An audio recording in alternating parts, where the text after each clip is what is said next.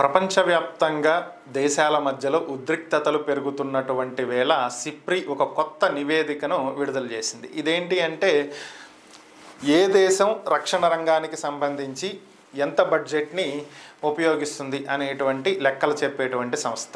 So ఇది ప్రపంచం ఏ విధంగా అడుగులు వేస్తుంది, ఎటువైపు ఆలోచిస్తుంది అనే దానికి సంబంధించి ఇది ఒక మంచి ఉదాహరణ. ఎందుకు ఇది చెప్తున్నాను అంటే భారీ స్థాయిలో ప్రపంచ దేశాలు తమ రక్షణ బడ్జెట్ని పెంచేస్తున్నాయి. ఇది దేనికి సంకేతం అంటే భవిష్యత్తులో భారీ యుద్ధాలు జరగబోతున్నాయి అనే దానికి సంకేతం. ఎందుకు అంటే ముఖ్యంగా అగ్రరాజ్యం అమెరికా తన బడ్జెట్ని ప్రపంచ దేశాల బడ్జెట్లో 37% పెంచేసింది. సో అమెరికా మొదటి స్థానంలో ఉంది అని చెప్పుకోవచ్చు. తమ రక్షణ బడ్జెట్ దాదాపుగా $394 బిలియన్ వెచ్చిస్తుంది. అంటే భారీ స్థాయిలో ఎక్కువగా రక్షణ రంగానికి కేటాయించింది. ఇక రెండవ ప్లేస్లో చైనా $194 బిలియన్ చైనా కేటాయిస్తుంది. మూడవ స్థానంలో రష్యా. ఉక్రెయిన్ యుద్ధం తర్వాత రష్యా భారీ స్థాయిలో తన రక్షణ బడ్జెట్ని పెంచేసింది. భారీ స్థాయిలో ఆయుధాలను, మిసైల్స్ అన్నీ సమకూర్చుకుంటుంది. ఎందుకంటే రష్యా ఎప్పుడూ కూడా ఆల్రెడీ డిఫెన్స్ పరంగా చాలా స్ట్రాంగ్గా ఉన్నటువంటి దేశం. ఇక నాలుగవ స్థానంలో జర్మనీ ఉంది. జర్మనీ కూడా ఇటీవల తమ రక్షణ బడ్జెట్ని భారీ స్థాయిలో పెంచేసింది. ఇక ఐదవ స్థానంలో భారత్ ఉంది. దాదాపుగా $86.1 బిలియన్ తోటి భారీ స్థాయిలో రక్షణ బడ్జెట్ని ఏర్పాటు చేసినటువంటి దేశంగా భారత్ నిలిచింది. భారత్ ఇప్పుడు మరొక కొత్త కార్యక్రమానికి శ్రీకారం చుట్టింది. ఇదేంటంటే సాధారణంగా ఆయుధాలను దిగుమతి చేసుకునేటువంటి దేశాల్లో మొదటి స్థానంలో భారత్ ఉండేది ఇది వరకు. ఎందుకంటే ఇటు అమెరికా నుంచి అటు రష్యా నుంచి భారీ స్థాయిలో ఆయుధాలను కొనేది. సో అప్పట్లో ఏం జరిగేది అంటే గడిచినటువంటి 40-50 ఏళ్ళ గురించి నేను మాట్లాడుతున్నా. అప్పట్లో ఉన్నటువంటి గవర్నమెంట్, అది ఏ గవర్నమెంట్ అనేది పక్కన పెట్టండి, అది బీజేపీనా కాంగ్రెస్సా ఇంకొకట అనేది పక్కన పెట్టేసేస్తే అప్పటి భారత ప్రభుత్వ ఆలోచన ధోరణి వేరుగా ఉండేది. ఇప్పటి భారత ప్రభుత్వ ఆలోచన ధోరణి వేరుగా ఉంటుంది.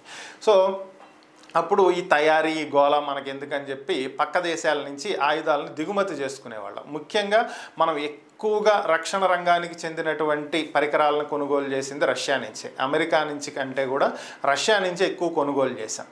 సో రష్యా నుంచే ఎక్కువగా మనం ఆయుధాలను కొనేవాళ్ళం. నెక్స్ట్ వచ్చేటప్పటికి ఇజ్రాయెల్ నుంచి, తర్వాత అమెరికా నుంచి మనం ఆయుధాలను కొనేవాళ్ళం. సో ఈ దేశాలు సాధారణంగా ఏం చేస్తాయి, జనరల్గా ఎవరైనా సరే, సో ఇది వాళ్ళని తప్పుపట్టలేదు, జనరల్గా ఎవరైనా చేసేది ఏంటి, ఇప్పుడు మన దగ్గర ఒక కారు ఉందనుకోండి, నేను ఎగ్జాంపుల్గా చెప్తున్నాను, మన దగ్గర మారుతి 800 ఉంది. సో మనం ఈ కార్ని ఎప్పుడు అమ్ముతాము, దానికంటే బెటర్ వర్షన్ కారు మనం కొనాలి అనుకున్నప్పుడు లేదా కొన్నప్పుడు ఇది ఎందుకు మన దగ్గర, సో దీన్ని అమ్ముతాం. సో అలాగే ఆ దేశాలు కూడా ఏం చేసేవి అంటే వాళ్ళు ప్రస్తుతం వాడుతున్నటువంటి మోడల్ కాకుండా నెక్స్ట్ జనరేషన్కి అప్గ్రేడ్ అయినప్పుడు, సో ఇప్పుడు వాళ్ళు సుఖోయ్ విమానాలు వాడుతున్నారు, జెట్ ఫైటర్స్, సో దానికంటే అప్గ్రేడ్ వర్షన్ వాళ్ళు తయారు చేసుకున్నారు, అప్పుడు దీన్ని అమ్ముతారు. సో వీటిని మనకు అమ్మేవాళ్ళు. సో అట్లా మనం ఆల్రెడీ వాళ్ళు వాడేసి పక్కన పెట్టిన, అంటే సెకండ్ హ్యాండ్ కొంటున్నామని కాదు, వాళ్ళ పక్కన పెట్టిన వర్షన్స్, సో వాళ్ళకి అప్గ్రేడ్ అయిన తర్వాత లో గ్రేడ్ వర్షన్స్ మనం కొనుక్కునేవాళ్ళం. సో ఇప్పుడు ఆ పరిస్థితి మారింది. ఇప్పుడు ఇండియా ఏం చేస్తుంది, మీరు మాకు అమ్మాలనుకుంటున్నారా, ఓకే వెల్ అండ్ గుడ్ కొంటాం, కాకపోతే మీరు ఏం చేయాలి, మీ తయారీ యూనిట్, మ్యానుఫ్యాక్చరింగ్ యూనిట్ తీసుకొచ్చి ఇండియాలో పెట్టండి, మీకు కావాల్సినటువంటి స్థలం ఇస్తాం, సదుపాయాలు ఇస్తాం, మ్యాన్ పవర్ ఇస్తాం, అన్నీ ఇస్తాం, మీ ఎక్స్పర్ట్స్ని కూడా తెచ్చుకోండి, పెట్టుకోండి, ఇక్కడే తయారు చేయండి, make in India, made in India. So ఇదే మా నినాదం. సో మీరు ఇక్కడ తయారు చేయండి, టెక్నాలజీ ట్రాన్స్ఫర్ చేయండి, మీరు ఏ టెక్నాలజీ వాడుతున్నారో అది భారత నిపుణులతో పంచుకోవాలి. సో కలిసి కొలాబరేటెడ్గా తయారు చేద్దాం. సో అప్గ్రేడెడ్ వర్షన్సే ఇండియా వాడుతుంది. సొంతంగా ఓన్గా జెట్ ఫైటర్స్ని తయారు చేయబోతుంది ఇండియా. ఆల్రెడీ ఒక ఫ్లైట్ టెస్ట్ రన్ అయిపోయింది, అది 2030 నాటికి అందుబాటులోకి వస్తుంది అనేది ఒక అంచనా. DRDO ఇప్పటికే చాలా ఆవిష్కరణలు కూడా చేసింది. సో ఓవరాల్గా ఇప్పటి రక్షణ రంగానికి సంబంధించి భారత్ తీసుకుంటున్నటువంటి నిర్ణయాలు మారిపోయినాయి.